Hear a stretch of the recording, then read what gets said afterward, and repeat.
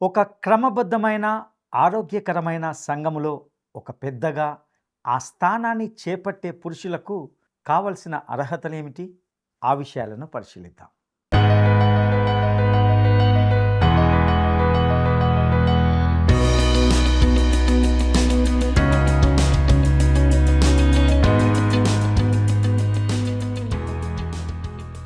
ప్రియమైన మిత్రులారా, ప్రేమధార కార్యక్రమానికి సాదరంగా ఆహ్వానం పలుకుచున్నాం. దేవుని మహాకృపను బట్టి మీరందరూ క్షేమంగా ఉన్నారని భావిస్తున్నాం. ప్రస్తుతం మనము ధ్యానిస్తున్న తీతుకు రాసిన పత్రిక అధ్యయనాలు మీకు ఆశీర్వాదకరంగా ఉంటున్నాయని భావిస్తున్నాం. నేటి ఈ కార్యక్రమంలో ఒక క్రమబద్ధమైన సంఘములో పెద్దలుగా ఉండబోయే వ్యక్తులు ఎటువంటి అర్హతలు కలిగి ఉండాలి, మరియు క్రేతీయులు అనగా ఎవరు, వారి పరిస్థితి ఏమిటి అనే విషయాన్ని గురించి వివరంగా తెలుసుకుందామా? యేసు ప్రభువే నన్నెంతో ఎంతో ప్రేమించెను. క్రీస్తు ప్రేమ నుండి నన్ను ఏదైనా ఎడబాపునా? యేసు ప్రభువే నన్నెంతో ఎంతో ప్రేమించెను.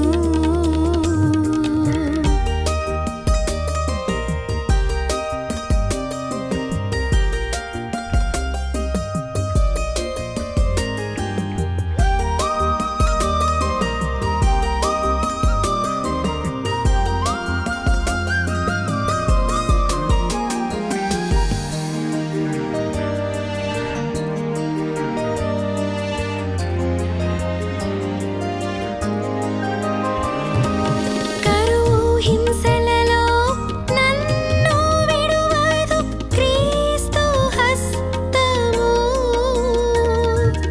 కరువు హింసలలో నన్ను విడువదు క్రీస్తు హస్తము. బాధలు వస్త్రహీనత కలిగిన యేసిన సమస్తము. హల్లెలూయా. యేసు ప్రభువే నన్నెంతో ఎంతో ప్రేమించెను.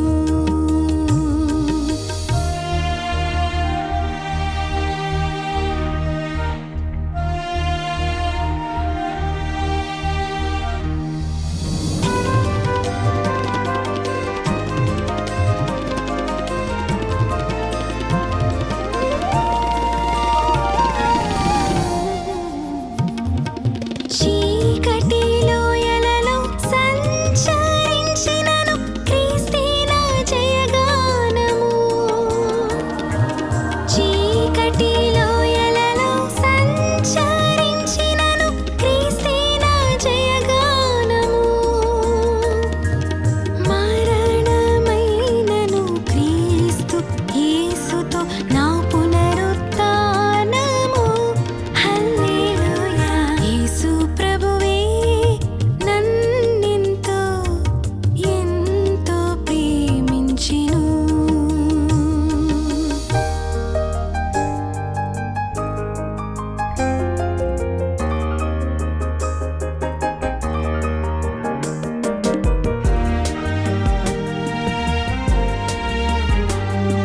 క్రీస్తుతో జీవించుట నీకు ఎప్పుడు గొప్ప సాక్ష్యము.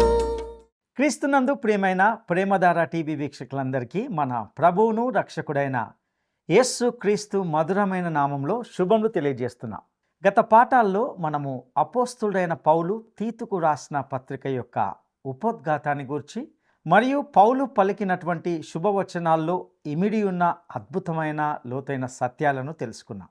ఇక నేటి ఈ సందేశంలో తీతు పత్రిక మొదటి అధ్యాయము 6వ వచనం నుండి 16వ వచనం వరకు ధ్యానించుకోబోతున్నాం.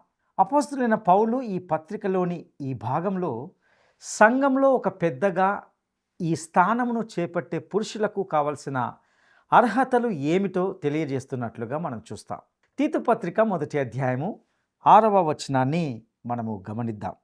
ఎవడైనను నిందారహితుడును ఏకపత్ని పురుషుడును దుర్వ్యాపార విషయము నేరము మోపబడిన వారై అవిధేయులు కాక విశ్వాసులైన పిల్లలు గల వాడునయ్యున్న ఎడల అట్టి వానిని పెద్దగా నియమింపవచ్చును.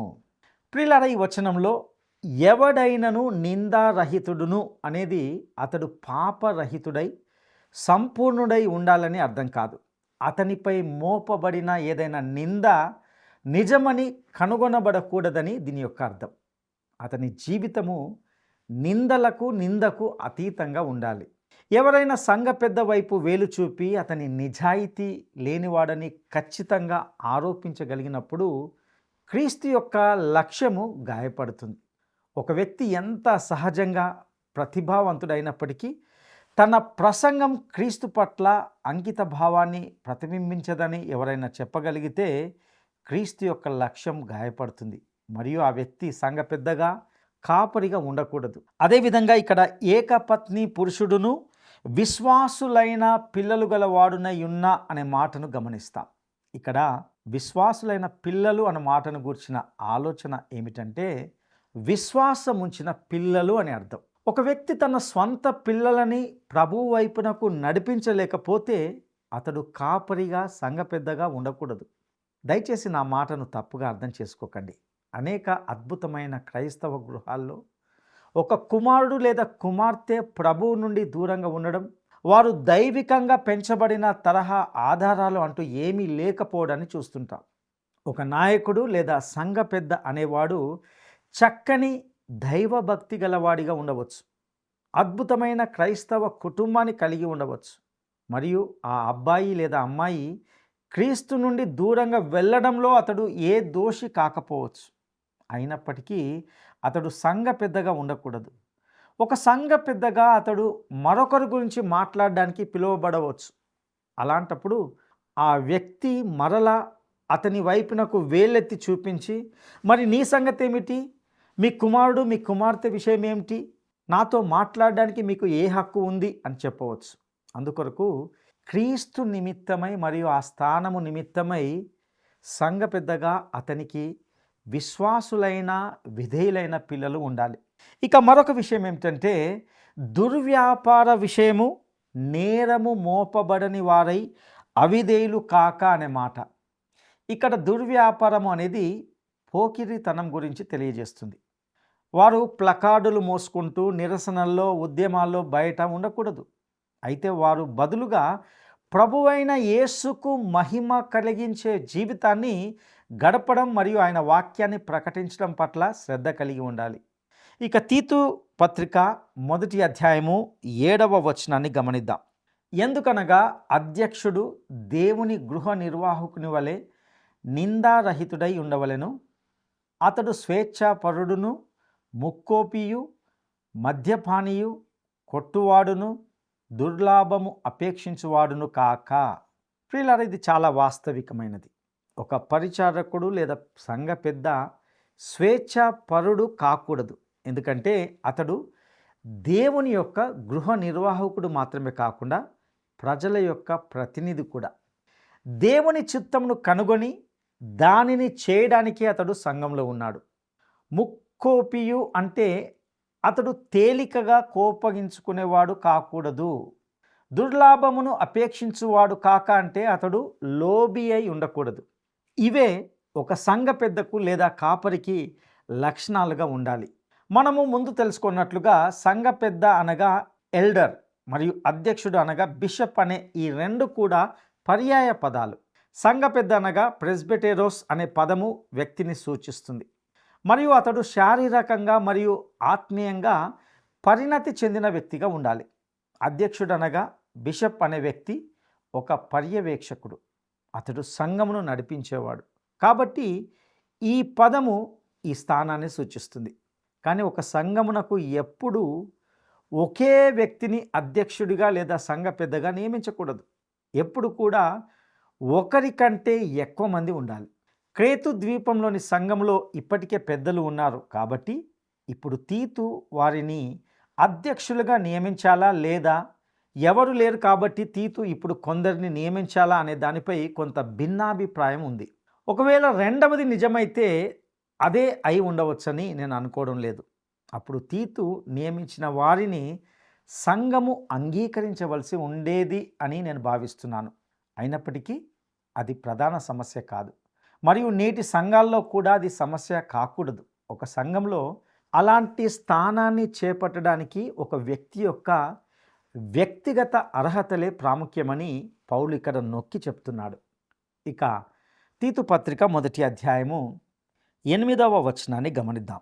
అతిథి ప్రియుడును, సజ్జన ప్రియుడును, స్వస్థ బుద్ధి గలవాడును, నీతిమంతుడును, పవిత్రుడును, ఆశా నిగ్రహము గలవాడునై ఉండి.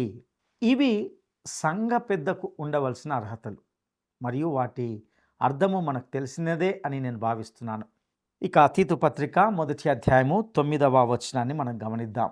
తాను హితబోధ విషయమై అనగా ఆరోగ్యకరమైన బోధ విషయమై జనులను హెచ్చరించుటకును, ఎదురాడు వారి మాట ఖండించుటకును శక్తిగలవాడగునట్లు ఉపదేశమును అనుసరించి నమ్మదగిన బోధను గట్టిగా చేపట్టుకొనువాడునై ఉండవలెను. ప్రియులారా, ఒక సంఘ పెద్ద 2 పనులు చేయగలగాలి. మొదటగా అతడు హెచ్చరిక చేయగలవాడై ఉండాలి, అంటే దేవుని వాక్యాన్ని బోధించగలగాలి. మరియు రెండవదిగా అతడు మతభ్రష్టులను ఖండించగలగాలి లేదా వారిని తిరస్కరించగలగాలి. సంఘంలో ఆ స్థానంలో ఉండే వ్యక్తులు వాక్యమందు శిక్షణ పొందిన వారై ఉండాలని నా అభిప్రాయం. అమెరికా దేశంలో 2వ ప్రపంచ యుద్ధ సమయంలో 90 రోజుల అద్భుతాలు అని పిలువబడే వారు ఉన్నారు. సైన్యానికి ఎక్కువ మంది అధికారులు కావాల్సి వచ్చినప్పుడు వారికి త్వరగా ఒక చిన్న కోర్స్ ఇచ్చేవారు. మరియు ఆ రోజుల్లో వారు కొంతమంది విచిత్రంగా సెకండ్ లెఫ్టినెంట్లతో ముందుకు వచ్చారు. పౌలు తిమోతికి వ్రాసిన 5వ అధ్యాయము 22వ వచనంలో త్వరపడి ఎవని మీదనైనను హస్త నిక్షేపణము చేయకుము అని చెప్పిన మాటను మనము ఈ సందర్భంలో గుర్తుంచుకోవాలి. మీరు ఒక రాత్రి మనసు మారిన వ్యక్తిని పిలిచి మరుసటి రోజు రాత్రి అతని సాక్ష్యం ఇవ్వమని అడిగి 3వ రాత్రి సంఘ పెద్దగా చేసేసి 4వ రాత్రి సువార్తికునిగాను మరియు 5వ రాత్రి సంఘ కాపరిగాను నియమించడం వంటి పనులను చేయకూడదు. మనము నేటి దినాల్లో కొన్నిసార్లు అలాంటి పనులు చేస్తాం. అలా ఒక సంఘానికి జరగడము దౌర్భాగ్యం. ఒక సంఘ పెద్ద దేవుని వాక్యంపై నిలబడగలిగి దానిని ఇతరులకు అందించగలిగే స్థితిలో ఉండాలి. పౌలు ఇప్పుడు క్రేతు వారి చెడ్డ పేరు గురించి మాట్లాడబోతున్నాడు. మనుషులందరూ కూడా పాపులు అని మనము గుర్తుంచుకోవాలి. పాపము విషయాన్ని బట్టి మనమందరము పాపులమని చెప్పుకొనినట్లే మనము ఒకరినొకరు సహోదరులం కూడా. మనుషులందరూ దేవుని ద్వారా వచ్చే సహోదరత్వంలో లేరు. ఎందుకంటే అది క్రీస్తు యందలి విశ్వాసం ద్వారా మాత్రమే దేవుని కుమారుడుగా మారడాన్ని బట్టి కలిగే క్రొత్తగా జన్మించడం ద్వారా మాత్రమే వస్తుంది.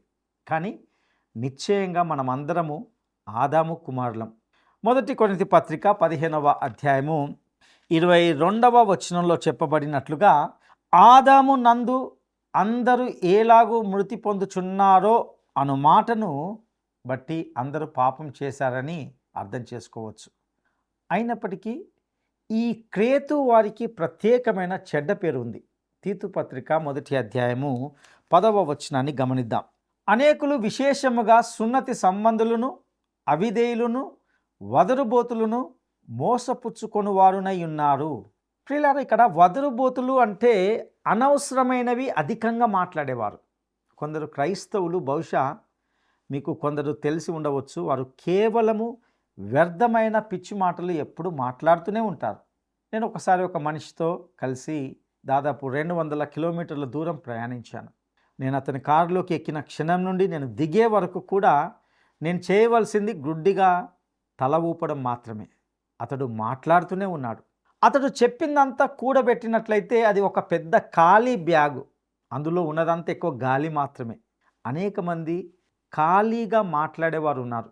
మనసును తేలికగా చేసుకోవడానికి సరదాగా ఉండడం సరే, కానీ ఇక్కడ పౌలు ఖండిస్తున్నది ఎప్పుడు ఖాళీ మాటలతో, వ్యర్థమైన మాటలతో గలగల మాట్లాడడం గురించి. ఇక ఇక్కడ అనేకులు విశేషముగా సున్నతి సంబంధులను, మోసపుచ్చుకొని వారునై ఉన్నారు అనే మాటను గమనిస్తా. పౌలు తన బోధనకు వ్యతిరేకంగా మాట్లాడడానికి ప్రయత్నించే వారిని సూచిస్తున్నాడు. తీతు పత్రిక 1వ అధ్యాయము 11వ వచనాన్ని గమనిద్దాం. వారి నోళ్ళు మూయింపవలెను, అట్టివారు ఉపదేశింపకూడదని వాటిని దుర్లాభము కొరకు ఉపదేశించుచు కుటుంబములనే పాడు చేయుచున్నారు. ప్రియులారా, ఇక్కడ కుటుంబములనే పాడు చేయుచున్నారు అంటే కుటుంబంలో ఉన్న వారిని అందరినీ నాశనం చేస్తున్నారు అని అర్థం. ఇది చాలా తీవ్రమైనది. దేవుని యొక్క వాక్యము ఎక్కడ విత్తబడితే అక్కడ సాతానుడు ప్రవేశిస్తాడు. వాడే మన శత్రువు. మరియు వాడు ఎప్పుడు గోధుమల మధ్య గురుగులను నాటుతాడు. నా స్వంత అనుభవంలో ఇది నిజమని నేను కనుగొన్నాను. కొన్నిసార్లు ఇలాంటి దేవుని వాక్యాన్ని బోధించే టీవీ కార్యక్రమం చాలా ఎక్కువ మందిని సువార్తతో ప్రజలను చేరుకునే పనిలో ఉన్నప్పుడు అనేక మంది క్రీస్తు యొద్దకు వస్తుంటారు. కానీ ఆ వెంటనే వక్ర బోధలను బోధించే వారి బోధలకు ఆకర్షితులవుతారు. ఒకవైపు బైబిల్ బోధన ద్వారా సరిదిద్దడానికి ప్రయత్నం చేస్తూ ఉండగా సాతానుడు వాని పద్ధతిలో ఏదో విధంగా ప్రవేశిస్తాడు. అలాగే క్రేతులో కూడా క్రీస్తు యొక్క గొప్ప కార్యం జరిగింది. కానీ శత్రువు తన స్వంత విత్తనాన్ని విత్తడానికి అక్కడే ఉన్నాడు. తీతు పత్రిక 1వ అధ్యాయము 12వ వచనాన్ని గమనిద్దాం. వారిలో ఒకడు అనగా వారి సొంత ప్రవక్తలలో ఒకడు ఇట్లనెను, క్రేతీయులు ఎల్లప్పుడూ అబద్ధికులను దుష్ట మృగములను సోమరులకు తిండిబోతులునై ఉన్నారు. ఇక్కడ దుష్ట మృగములు అంటే క్రేతు నివాసులు మోటుతనంతోనూ క్రూరంగాను వ్యవహరించేవారని అర్థం. పౌలు ఇక్కడ వారి గురించి చాలా మంచి అభిప్రాయాన్ని వ్యక్తం చేయడం లేదు కదా. కానీ పౌలు కాలంలో రోమన్ ప్రపంచంలో ఈ విషయాన్ని బట్టి వారు ప్రసిద్ధి చెందారు. పౌలు ఇక్కడ క్రేతు ద్వీపానికి చెందిన అనేక శతాబ్దాల క్రితం జన్మించిన కవి అయిన ఎపిమెనిడెస్ ఉదాహరిస్తున్నాడు. పౌలు క్రేతీయులు ఎల్లప్పుడూ అబద్ధికులు అని అన్నాడు. మీరు ఫలాని దేశస్తులందరూ పిసినారులు అని అన్నప్పుడు అక్కడ ప్రతి ఒక్కరూ అలా అని కాదు. కొందరు చాలా ఉదారంగా ఉంటారు. అలాగే క్రేతు ద్వీపంలోని ప్రతి ఒక్కరూ అబద్ధాలు మాట్లాడేవారు కాదు. కానీ వారికి సాధారణంగా అబద్ధికులు అనే పేరు ఉండేది. దేవుని యొక్క కృప ఏమి చేయగలదో, క్రేతు జనుల మధ్య ఏమి చేసిందో అనేది మనము గమనించగలిగినప్పుడు వారి మధ్య దేవుడు జరిగించినది ఎంతో అద్భుతమైన విషయం. వారు అబద్ధాలు మాట్లాడేవారు, మృగ స్వభావులు, సోమరులు, ఎక్కువగా తినేవారు. అయితే వారిలో అనేక మంది క్రీస్తు వైపుకు తిరిగారు మరియు వారి జీవితాలు మార్పు చెందాయి. ఇక తీతు పత్రిక 1వ అధ్యాయము 13-14 వచనాలను గమనిద్దాం. ఈ సాక్ష్యము నిజమే. ఈ హేతువు చేత వారు యూదుల కల్పనా కథలను, సత్యము నుండి తొలగిపోవునట్టి మనుషుల కట్టడలను లక్ష్య పెట్టక విశ్వాస విషయమున స్వస్థులకు నిమిత్తము వారిని కఠినముగా గద్దింపుము. ప్రియులారా, క్రేతు వారి పూర్వపు నేపథ్యము మరియు వారి స్వభావం కారణంగా తక్కిన వారితో పోలిస్తే క్రేతు వాసులతో తీతు కొంచెము ఎక్కువగా కఠినంగా ఉండవలసి ఉంటుందని పౌలు తీతుకు చెప్తున్నాడు.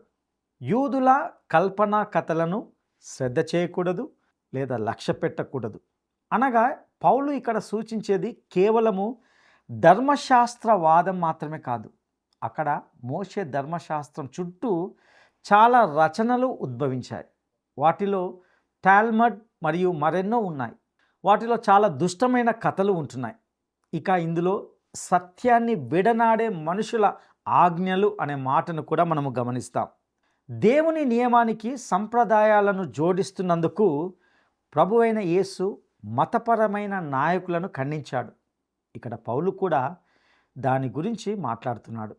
ధర్మశాస్త్రవాదము బోధన 2 దశల్లో ఉంటుంది. ఒకటి, మీరు ధర్మశాస్త్రం ద్వారా రక్షింపబడతారు. మరొకటి, మీరు ధర్మశాస్త్రం ప్రకారం జీవించాలి.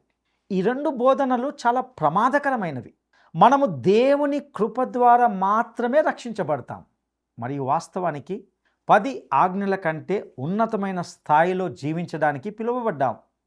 దేవుడు ఒక దేశానికి 10 ఆజ్ఞలను ఇచ్చాడు మరియు అవి నేడు ప్రపంచానికి చట్టంగా ఉండాలని నేను భావిస్తున్నాను.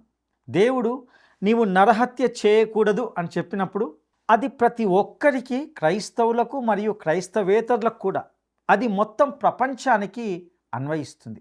అయితే దేవుని కృప ద్వారా రక్షింపబడిన వారికి అందించబడిన జీవన ప్రమాణాలు దానికంటే కూడా ఉన్నతమైన స్థాయిలో ఉన్నాయి. ఇక తీతు పత్రిక 1వ అధ్యాయము 15వ వచనాన్ని గమనిద్దాం. పవిత్రులకు అన్నీయు పవిత్రములే కానీ అపవిత్రులకును అవిశ్వాసులకును ఏదియు పవిత్రమైనది కాదు.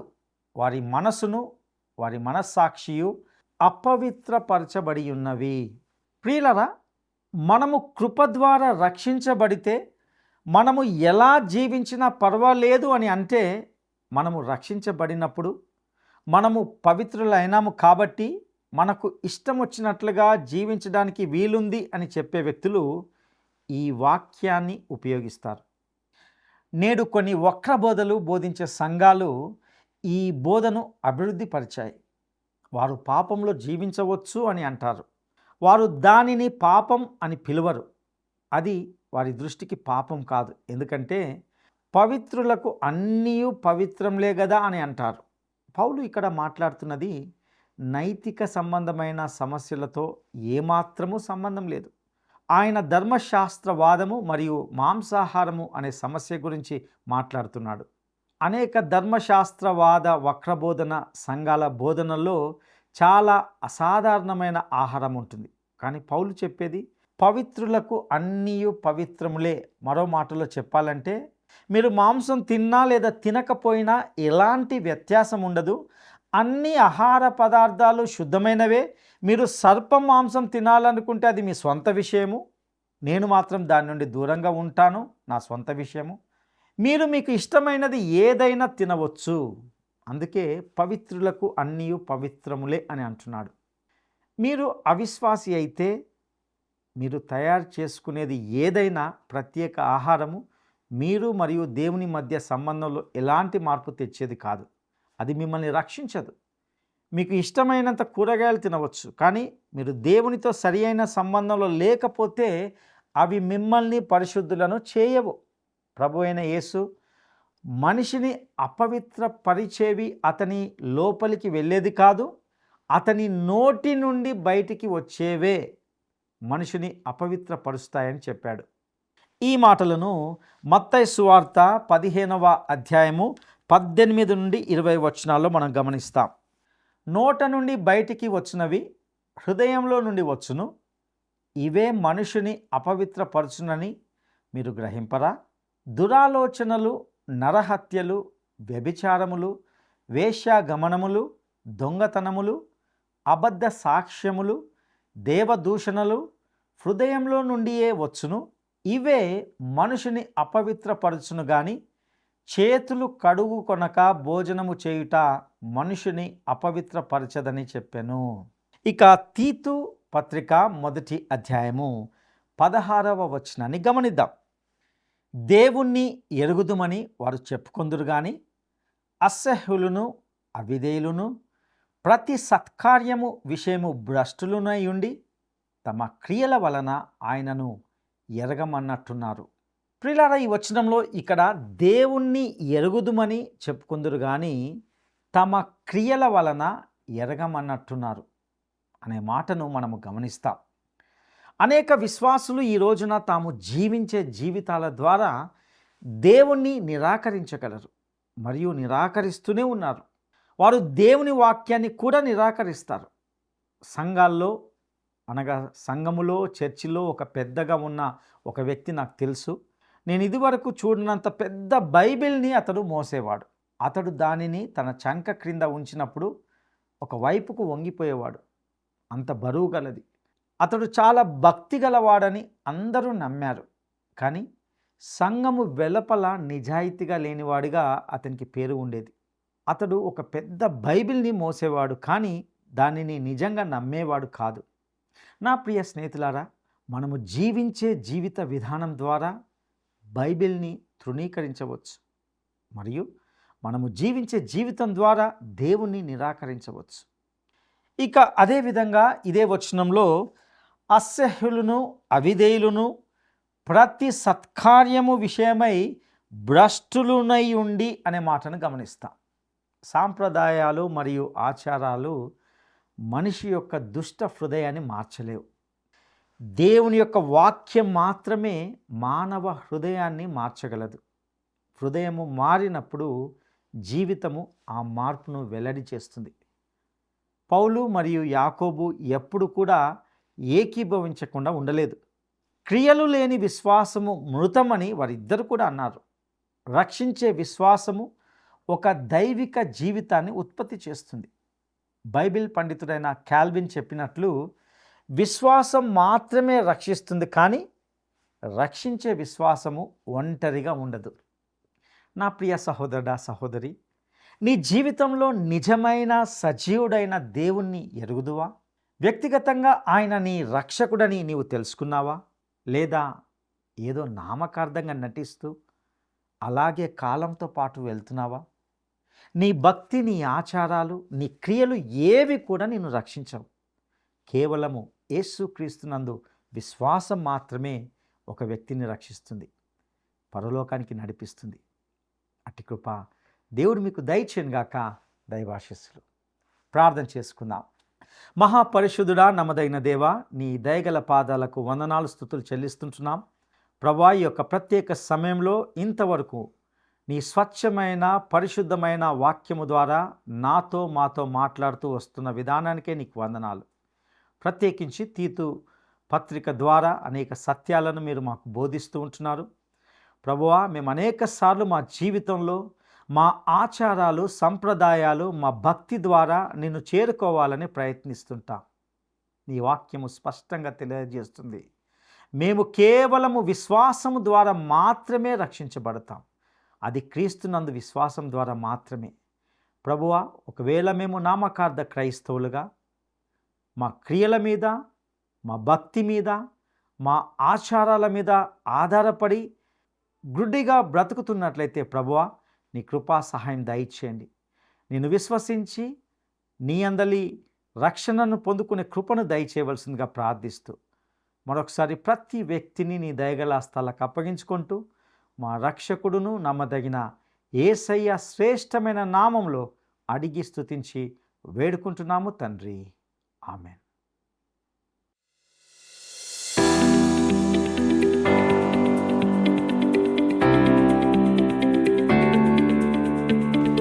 ఒక సంఘ పెద్ద 2 పనులు చేయగలగాలి. మొదటగా దేవుని వాక్యాన్ని బోధించగలగాలి, మరియు రెండవదిగా అతడు ఏమి చేయాలి. ఒక సంఘ పెద్ద 2 పనులు చేయగలగాలి. మొదటగా దేవుని వాక్యాన్ని బోధించగలగాలి, మరియు రెండవదిగా అతడు ఏమి చేయాలి. 1. మత భ్రష్టులను ఖండించగలగాలి. 2. మత పెద్దలను సహించాలి. 3. మత బోధకులను ప్రోత్సహించాలి. ఈ ప్రశ్నకు సరైన జవాబును ఈ వాట్సాప్ నంబరుకు పంపండి. నేటి ఈ సందేశం ద్వారా మీరు అనేక లోతైన ఆధ్యాత్మిక సత్యాలను నేర్చుకున్నారని, పరిశుద్ధాత్మ దేవుడు ఖచ్చితంగా మీతో వ్యక్తిగతంగా మాట్లాడి ఉన్నాడని తలస్తున్నాం. మీ ఆధ్యాత్మిక జీవితంలో ఏమైనా సందేహాలు కానీ, ప్రార్థన అవసరతలు కానీ ఉన్నట్లయితే క్రింద ఇవ్వబడిన ఫోన్ నంబరుకు తప్పకుండా తెలియచేయండి. మీ ఫోన్ కాల్ కోసం మేము వేచి ఉంటాం. ఈ కార్యక్రమాలను మీరు యూట్యూబ్ ద్వారా కానీ, యాప్ ద్వారా కానీ వీక్షించవచ్చును. మేము మీ కొరకు, మీ కుటుంబం కొరకు ప్రార్థిస్తాం. దేవుడు మీకు తోడైండునుగాక. ఈ కార్యక్రమం మీకు నచ్చిందా? అయితే వెంటనే మిస్డ్ కాల్ ఇవ్వండి. బహుమతి పొందే విజేత మీరే కావచ్చు.